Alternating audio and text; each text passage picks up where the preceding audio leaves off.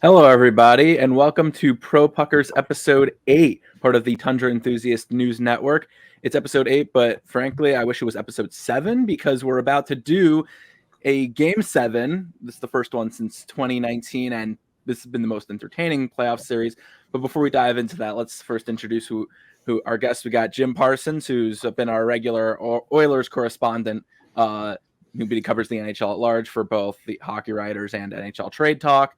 And we've got, for the first time, Connor Hrabchak, who covers the Winnipeg Jets for the Hockey Writers. And he has a podcast he hosts with Brian Finlayson. We've had him on previously, called Level Flight Podcast. So first, I'll start with Connor. How you doing? And second icebreaker we ask all our first guests is, when did you realize you're more likely to make a living writing about hockey and podcasting about it than playing it? That's actually a great question. I'm doing great to answer the first one. But the playing it aspect, in high school, I stopped playing hockey and started playing basketball. And then when high school ended, I didn't know what I was going to do in university, as most people don't. And then figured, why not do communications, talk about hockey? I love watching hockey. And I think so mix of high school and start of university, I'd say. Yeah.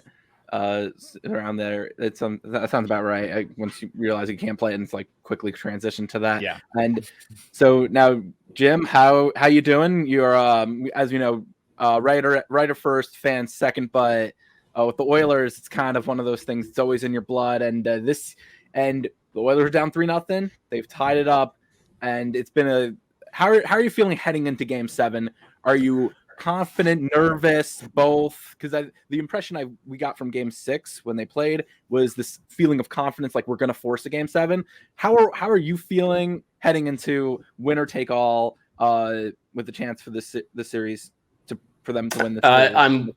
I'm optimistically cautiously confident, if that makes any sense. Yeah. So I believe that the Oilers are probably going to be the team to beat here tonight for Game 7, but I also believe that the Florida Panthers are a team that could surprise everybody, because right now the wave is in Edmonton, right? Everybody's thinking the Oilers are undeniable. They've come back from 3 down in the series. They've tied it up. All the momentum is on their side. They've got Connor McDavid. They've got Leon Draisaitl, but Florida, we cannot forget, is a very solid hockey team. So there could be, for all we know, and knock on wood, it wouldn't be fun for any fan, either Florida or Edmonton, that it's a blowout by the Panthers. We just don't know, right? So I'm cautiously optimistic that I think the Oilers are probably going to pull this off, but I would not be at all shocked if Florida has the game of the series that they have not had in the last 3, and all of a sudden just turns this series around and in one night ends it and wins their cup. So I'm really looking forward to the game. I'm excited about it. You mentioned a writer first, fan second. It's hard these days not to be a fan first and a writer second, just because of the way things are going. But it's a great time. It's an awesome time to be a hockey fan. This might be one of the most exciting Stanley Cup Finals that we've seen in years. And how can you write a better story than this?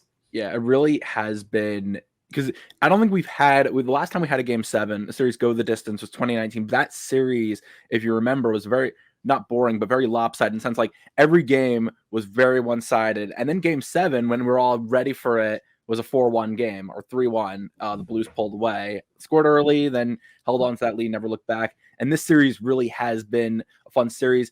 And I want to, first, before we dive into Game 7, let's kind of look at how this series flipped. Because the Panthers were in complete control the first 3 games, and the Oilers, they've tied it up. Then their offense got going. I think for me, when I look at this, that's the first big key, is that they've gotten their offense going. How they got it going, dive into the specifics, but that's the first thing that I look at, is how this series flipped and how the Oilers have been able to tie it up. I guess we'll start, Jim. What are you seeing? What did you see? We talked about a little bit before Game 6 started what some of the things were, but how is this series?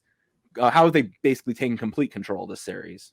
Well, credit definitely goes to Florida for the way they played the first 3 games, because they were the better team. There were times that the Oilers had possession and they looked like they could win one of those 3 games, but credit should go to the Panthers. They were the better team in the first 3 games. But there is this thing in Edmonton, this narrative with the Oilers, that they like to put themselves in a hole or their backs up against the wall before the real team shows up. And you could see that happen at the end of game 3 when they were down 3-0 in the series. Connor McDavid just turned around and said, "Hey, fans, just keep cheering. It isn't over till it's over." And his calmness when he said it was really the most striking thing to me. It was just like, you know what? Yes, we're down 3-0. No, this is not ideal. This is not what we wanted and how we wrote it up. But it's almost fitting the way that the rest of this season has gone for them. They were terrible at the beginning. We touched on this a bit, where it's like the feeling of, even with the slow start, they'll be here at the end of the season, and the idea that they could win 4 games in a row. They won 17 in a row earlier in the season. So, it's the narrative of how their season has gone, right? So it's fitting that it's going this way again in the finals. So it's interesting because I think there was just always this ability, this thought, this feeling within that locker room that it's 3-0, but we're not out of this. And people wrote them off, early in the season, and then people wrote them off, maybe not against the Kings, because I think most people thought they'd be Los Angeles, but Vancouver was the favorite. They were the Pacific Division winners. The Dallas Stars were considered to be the team with more depth, and they beat Dallas. So there's always this back against the wall, us against the world kind of mentality with the Oilers. And I think it's the same thing going into game 7, even though now I think the momentum has swung and a lot of people are siding with the Oilers on this one, thinking they're probably going to win it. And I think one of the things you mentioned is that they were controlling the first 3 games, but I mean, credit to the Panthers for playing better quality defense, forcing tough shots on net, and 2 for when the Oilers made mistakes, they took advantage. I guess the question, Connor, I have is this a glass half full or glass half empty? How would you see this series? Either A, the Panthers are collapsing, and this is going to go down for them as their worst collapse in franchise history and one of the worst collapses in NHL history, or B, is this the Oilers are coming back and the Oilers have taken over the series and this is the greatest comeback in maybe sports history? There's debate that you could debate about some individual games that there have been great comebacks, like the Patriots coming back in the Super Bowl a few years ago, or Boston coming back from a 3-0 deficit in baseball, which you could say maybe it's harder to win 3 games in a row in baseball. But the Oilers reverse sweep, is this are you seeing this as glass half empty, glass half full? What are you thinking here? I see it more of a comeback than it is a collapse. And if the Oilers do win, there does need to be both sides to that conversation. Like, both sides need their fair share of airtime. But the individual performances that Connor McDavid has had, 8 points over 2 games, never been done before in finals history. He's got like 42 points now or something, which is 4th all time in a playoff run. Like this, I said it earlier today on my podcast that you mentioned off the top. But if McDavid and the Oilers win game 7, this is like LeBron in 2016 coming back from down 3-1. This is Brady in 2018, the one you just mentioned with the Falcons there. Like this puts him in a tier of players in the history of sports that have had legendary, iconic comebacks in their sport. And like the magnitude of that just swings that to it being a comeback for me rather than a collapse, just because of the greatness of Connor McDavid and Leon Draisaitl. And I would argue it would be maybe greater for McDavid because LeBron won titles before that. Brady won titles before his comeback. This would be his first, and it would be the way to win your first. And it really, I mean, there's always going to be the question. I mean, Gretzky always cements himself as the great one, Mario Lemieux, but you really, I mean, for anyone who's any doubt, if there's any doubt, maybe, I mean, even if they lose the series, the fact that he's put them back in the series, maybe you could say that he's put himself in this tier, removed this doubt of being one of the greatest. And with McDavid, he's taken over the series. There's 2 parts to, I think, how the Oilers have come back in the series. One is McDavid, obviously, but 2 is the thing that we keep ignoring. And of course, the people who watch the game a lot, and you guys obviously do know this, the Oilers have the depth, and we've seen it all playoffs. We've seen it. We saw it against the Canucks. We saw it against the Stars, and where the depth scoring is showing up when they need it. Warren Fogle found the back end of that a few times. Ryan McLeod. I mean, granted, I think one of them or 2 of them might have been an empty netter, but you're seeing this series has kind of proven with the Oilers that they're not just that same top-heavy team. And they're not just the same team that it's McDavid and everyone else, even though it is McDavid and he's doing a lot, that you're seeing that when they need those depth scoring, when they need that just depth overall to step up, they're getting it from them. And I think that's kind of the interesting thing as well, which I think if anyone has any thoughts on the No, I agree. Like game 6, I don't think, did McDavid have a point? I don't even not a shot either. No points, no shots. Yeah, it he was came not. It was off not on the anyone's betting card or bingo exactly. He card. came off the back-to-back 8 points in 2 games, like never been done before. Everyone's like, what does McDavid have in store for game 6? Nothing. Absolutely nothing. And they still won 5-1, blew them out, and forced a game 7. So I think that speaks to your point perfectly and speaks to the fact that Connor McDavid, as great as he is, he needs help. Like, this is a team sport. LeBron James in 2016, when he came back from down 3-1 on the Warriors, he can play every minute of every game because that's the nature of basketball. There's only 5 players on the court. In hockey, you can't play every minute of every game. I'm sure the extra day in between every single one of these elimination games is helping, especially the Oilers' top players get some extra rest. He can still get more ice time, but even if he gets more ice time, the most he'll play is 30 minutes, which is a lot in hockey terms. Like that's a ton. It's a ton. And they might, I mean, for all we know, they'll say, McDavid, this is the game of your life. Give us everything you got. You could take all the shifts you want. We'll run you. I mean, you can play until you can't, but even so, that's still 30 minutes where he's not on the ice and not impacting the game. And it's true. Like it does speak volumes to that. Weirdly to say it, I am very fascinated to see what ice times look like tonight. I always am in like elimination games, but when it's game 7 of the finals and there's truly no tomorrow, and you have 2 players as special as Connor McDavid and Leon Draisaitl, it's going to be really interesting. Like, are they just going to have one of them on the ice at all times? Well, you got to look at a couple things you might want to consider. One, the coach has started the third line for 3 games in a row. I'm sure he'll do it again tonight. So Connor Brown, Adam Henrique, and whoever else is on that third line will probably, Matthias Janmark, I think is this, will probably start the game. And you got to remember, too, Connor McDavid does not kill penalties, nor does Leon Draisaitl for the most part. That is true. And Florida Panthers will probably get some power play opportunities tonight. So those 2 things will go in, but I'm with you. I think that they're probably going to see more ice time from Connor McDavid, but a lot of that will be dependent on the score, right? If the Oilers are chasing this game, those guys will play 30 minutes. If they're ahead and they're up by 2-3 goals, I wouldn't be shocked at all if Knoblauch runs all 4 lines and makes sure that he is ready to go and rested. I don't think Connor McDavid's going to get tired tonight. I just don't see it, but he's probably going to need that extra gas for the last 5 minutes of the third period should the score reflect their need to keep him on, right? So, I think they're going to play a lot of minutes, but it'll all depend on the score and the penalty killing situation. Yeah, I was going to ask, I guess this is like a good way to transition to the other part of this is what is, and because, I do think about, the first thing I think about is how much ice time are you giving McDavid / are you going to rely on your depth? And also the part of it depends on how the game plays out. Obviously, we've seen Knoblauch when they score early, just kind of play back, tighten up. And I wonder if that's the thing I always wonder about. Is he going to do that again? He's done that. He did that against the Stars with that game 6 where they had 10 shots on net in the entire game. Against the Canucks, they in that game 7, they let up in the end, played defense first, attack second kind of thing. And the Canucks made it close also. So, I mean, the first question that's like a very specific, if that happens, what does Knoblauch do? I wonder about that.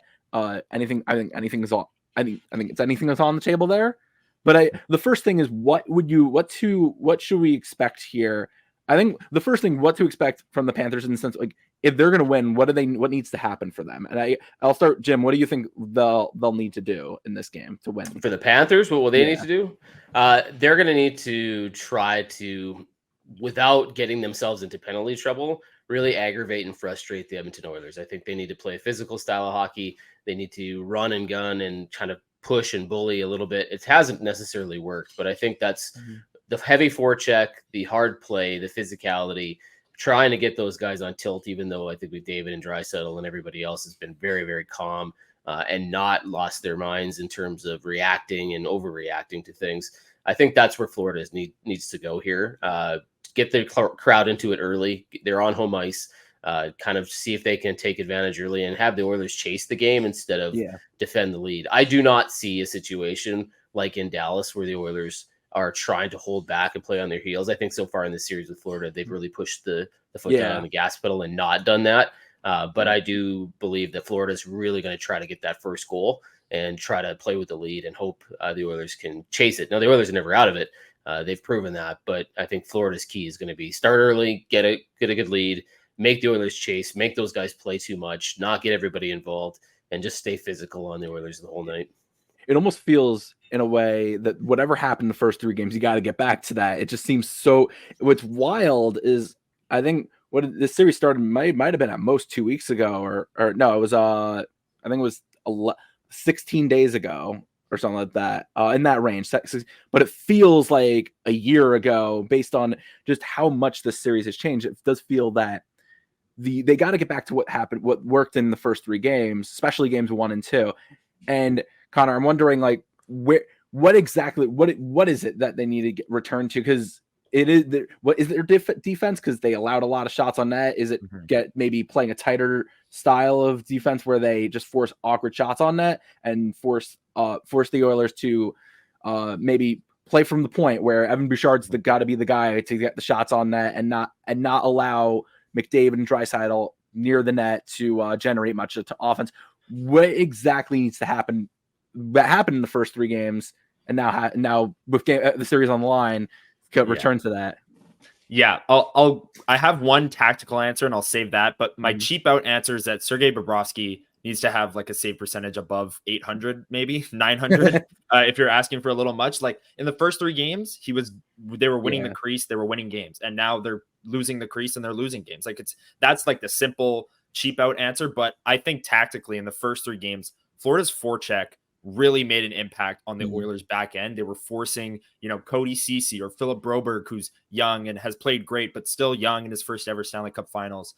Everyone not named Ekholm and Bouchard, they were giving them problems with their forecheck. I think they need to get back to that and play on their toes and really take the game to Edmonton, because for the past 3 games, Edmonton has been controlling the pace, like Jim said. And when you're doing that and Bobrovsky's not standing on his head like he did in game 1, you're going to lose. So they need to get back to that forechecking. Bobrovsky needs to be a lot better tonight, and maybe hope for a few random game 7 bounces that always seem to happen where a team goes up 2-1 because it hits a guy's shin pad and off his helmet and into the net or something random. I feel like there's always one of those in a game 7.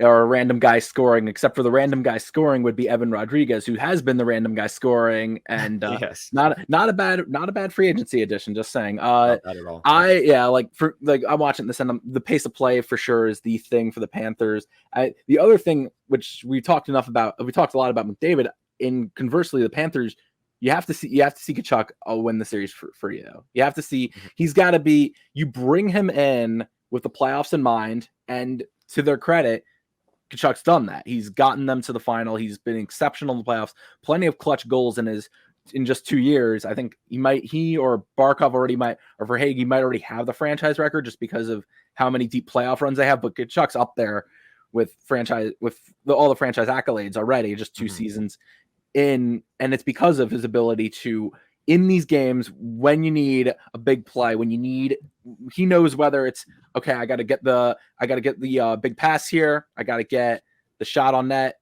I got to pick apart Stuart Skinner. Maybe Stuart Skinner. That's what you're rooting for if you're Florida, that he returns to the game, the earlier series or the earlier playoffs form, which we have to really go back to before the first half of Vancouver. But yeah, that's where I'm thinking. I'm thinking of that. I mean, you could say Barkov just stepping up in the middle. He did that in the first few games, but yeah, I just keep thinking Tkachuk hasn't made his mark in this series.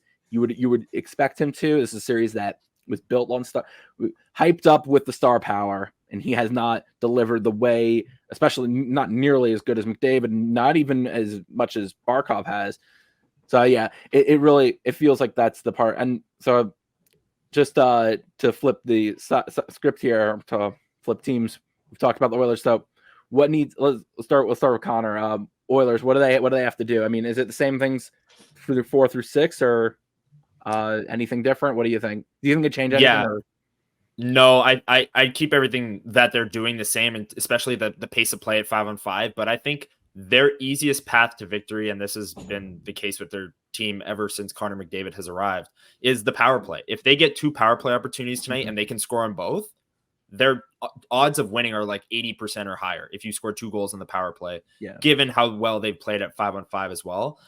So I think as much as it's maybe a cheap out, the game 7 special teams can play a huge factor, and the Oilers, their penalty kill's been fantastic all playoffs long. I was going to say, like, get a power play, but also get on the penalty. They've got a good chance of scoring there too. Connor Brown get a penalty kill goal. Yeah. Although if you're an Oilers fan, you're not saying that. You don't want to be like, no, give Florida as many opportunities to score on the man advantage. But Jim, what anything to change? I guess like the question really would be, do you run McDavid? Do you keep rolling out McDavid? Do you keep the same lines? Do you keep the same ice time? I mean, and it's going to be curious to see what the ice time looks like at the end of the day, but do you change anything, or what needs to happen for the Oilers? Just same stuff, right? If I'm Chris Knoblauch, I change absolutely nothing. Right, this team, and you had the option to do that tonight. Evander Kane is healthy and ready to go, right? But they're not going to put him in. I don't see him playing. I don't see a reason to do that. Even though when you talked about Matthew Tkachuk not really being in the series, when I talked about this with you at the beginning of the series, my prediction was that maybe Evander Kane's the guy that shuts Matthew Tkachuk down, and that Matthew Tkachuk has been largely invisible outside of Game 5, but it's not been Evander Kane. It's just been the fact that the Oilers have been really good, and Matthew Tkachuk just hasn't really shown up. But the Oilers have been fantastic, and you look at an example in Game 6 where that offside was so close. It was a 50-50 call, but I believe Chris Knoblauch made that call because he was so confident in his penalty kill that even if he was wrong, he wasn't worried that they couldn't kill it off. Like, that's how good he thinks their penalty kill is right now. It's like a chain reaction thing. Yeah, I don't think they're going to intentionally go, well, we can take a penalty here. But I think they're confident enough to know that should they do that, Florida's power play has not been great, and the Oilers' penalty kill has been awesome. So they can probably get away with one or two if they need to. Their power play hasn't kicked in like it should have and like everyone expected it to. And I believe that maybe if there's a game in this series where it does, it could be tonight. Connor McDavid, like we said, had no shots and no points in Game 6. That's not happening in Game 7. And Leon Draisaitl hasn't broken out either. He had a very good game at the beginning of Game 6 and made that wonderful sauce pass to Warren Fogle. But outside of that, he's not really done much. I believe Leon Draisaitl is going to show up tonight too. So if I'm the Oilers and you're doing everything right so far in these last 3 games, and then you've got McDavid with a Game 7 and a performance on the line, Leon Draisaitl picking up his game, Nurse playing more effectively, Bouchard showing up, Ekholm knowing this is how important this is, guys like Adam Henrique who've been here before, Corey Perry who knows this feeling and has never won. I mean, outside of Anaheim, and he's got 4 tries in 5 years and lost them. So he's not going to not show up tonight. Like, I think the Oilers are primed to just have one of their best games in these playoffs. But you can't do that if you change your strategy. If you come in and you go, we're just going to play McDavid all night long, I think you're messing with something. Why fix what isn't broken, right? Don't do that, right? It does feel like they're playing, because you mentioned the penalty kill, which has been great. They're playing just not just with the penalty kill in mind, with more looser or with more freedom, but because the series has flipped and they have all the momentum, it feels like the Panthers are playing. There's a lot of tension. They're going to be at home, but it's going to be a tense arena until they score first, if they score first, or if they score at all. It's going to be just this tense arena, and it does feel like in every aspect, the Oilers are playing with more leeway. Not more leeway, but more freedom, or more confidence because of that, and it does give them that advantage. Yeah, I'm sure there's a feeling in Florida, they'll never admit it, but I'm sure there's a feeling of nervousness because the series has gotten away from them. I think the key, though, for the Oilers is not to go in thinking they've got this game won. They have to continue to play like they have everything to lose, and they cannot show up overconfident and feel like this is going to be a cakewalk, because it won't be. You know, the Florida Panthers are going to play as hard as they've played throughout these entire playoffs. In Game 7, they have everything to lose. And the Oilers need to have that same mentality. If they don't come in here thinking like they've got everything to lose, they could be surprised early on in this game by the Panthers, and I think that would be a huge mistake. So they need to play the way they played the last 3 games. Every time their back's against the wall, they show up. Yeah, and I think one of the other things that I guess we mentioned the power play a bit. I think one other part of this, aside from we mentioned McDavid, how much, and Draisaitl's, I guess Draisaitl's not gotta get hot, but if he does, then you really have the advantage. Zach Hyman, of course, if he's scored a few goals, but it doesn't feel that way. I think it feels like one of the series where he's scored 0, but I think he actually has 3, or at least 2, because one of them bounced off his leg and into the net, so that counts as a goal. But that brings up the other point where Bouchard, I think, getting a few shots on net from the point. And I think conversely for Florida, where they're blue line generated a lot of offense early in the playoffs, and it disappeared in the series. And if they can get a few goals from the point, if either team can get that extra, this type of game, which I expect to be, I know we've talked about the offense, especially from the Oilers' perspective. I think it's going to be a tight game. I think both teams are going to be playing with the idea of don't make that mistake that could cost the cup. So I think it could be a low-scoring game.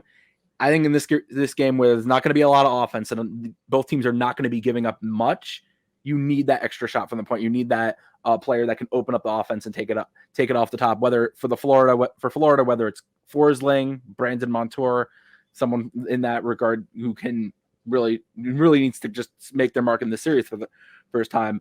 The Oilers, and for the Oilers, I think it's Bouchard, and maybe Cody Ceci scores in Game 7. I think he does that a lot. If anyone wants to put that prop bet in, I think you probably can get like 1,000-1 odds on him scoring a goal in the series. But yeah, it's kind of where I guess predictions are anyone picking against the Oilers, because I feel it feels almost crazy to not pick. Just all the momentum's on their side. I don't want to jinx them.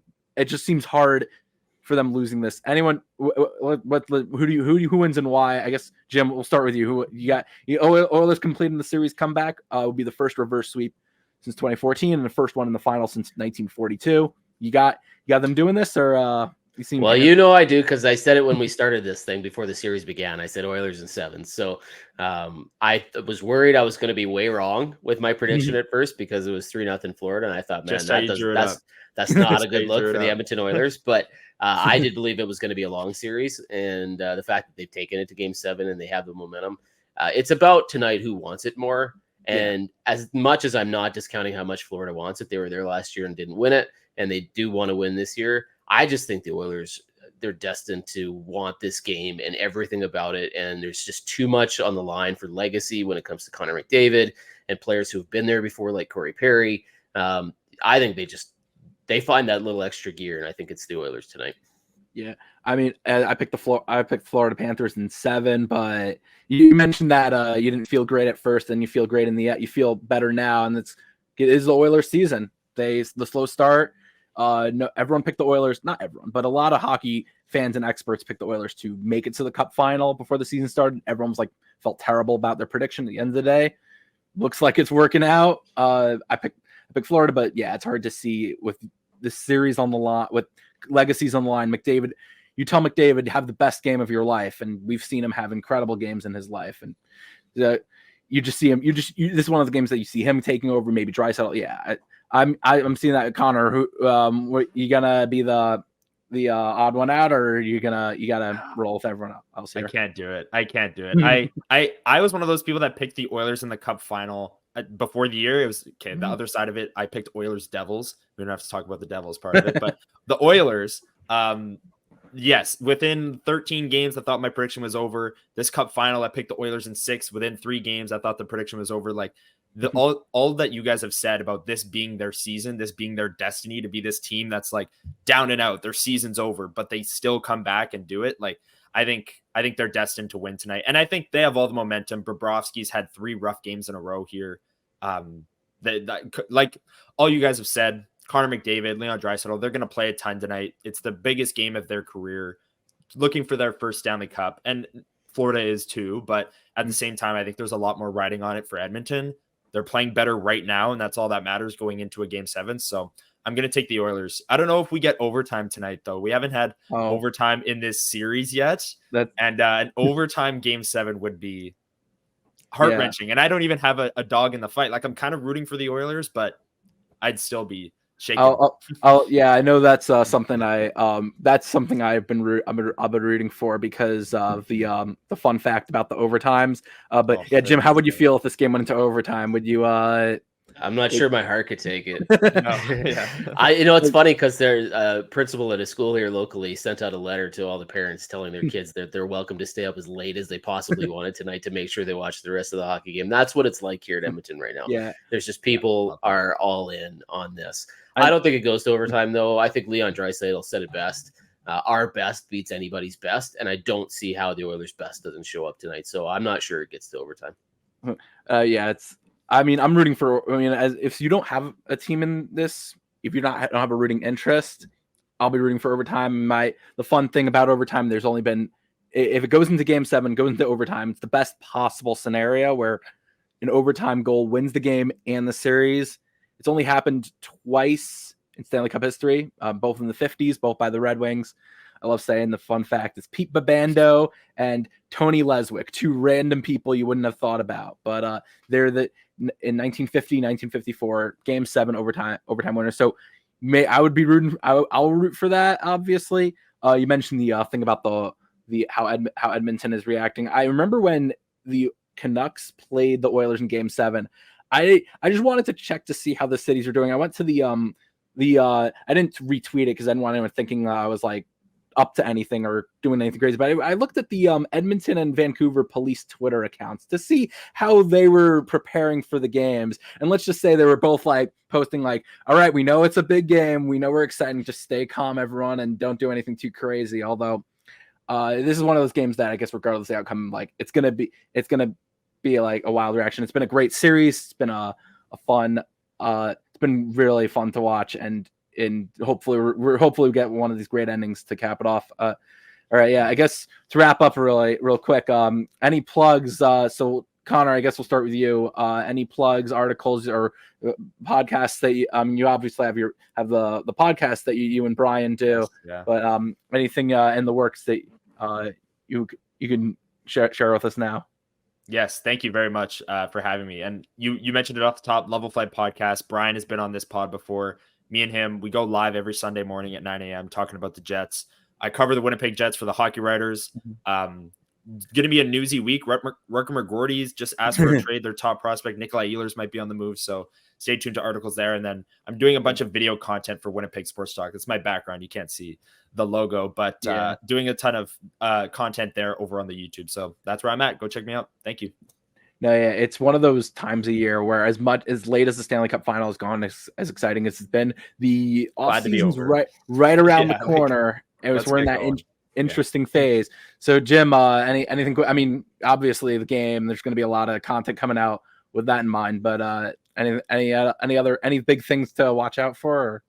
Yeah, I mean, we're over at NHL Trade Talk. We're doing as much content as we can possibly do. So we're pumping out everything about the Oilers and the Panthers series, but we're also talking about the trade rumors and speculation that's going on because the draft is on the 28th to 29th and free agency is on the 1st, which is literally days away. In fact, I wrote an article in the Hockey Writers today about how the Oilers are already looking at what they're going to do after Game 7. I felt really ridiculous writing it because we should all be focused on Game 7, but it's really hard to do that when you know that you could be having, and knock on wood for the Oilers fans, you could be having a parade where some of those players aren't in it because they've either been signed away, traded by somebody, the draft is coming up and something happened. Like, it's weird. It's so close that you're kind of like, man, you have to take everything in for Game 7 and realize where you are in this moment. But there's business to do, right? There's a lot of stuff on the back burner, and the executives are looking at all these deals and talking to all these people. I mean, Ken Holland's not even going to be the GM of this team at the end of the series when this game is over. He's done, right? So it's an interesting time for Oilers fans. It's an interesting time in the NHL, and everything is so cramped and so tight that there's tons of content. So yeah, check it out on NHLTradeDoc.com, and then all your Oilers and news and rumors stuff on the Hockey Writers I do every day. I have a feeling that's even more prominent for the Panthers, who have like multiple big ticket UFAs. Like they're going to have to make a decision on Sam Reinhart in the next 5 days, and then he's going to hit the open market. And Brandon Montour, like they're both UFAs. Like that's I mean, if either of them score an overtime winner, and then they have to be like, well, you're going to sorry, we have to leave.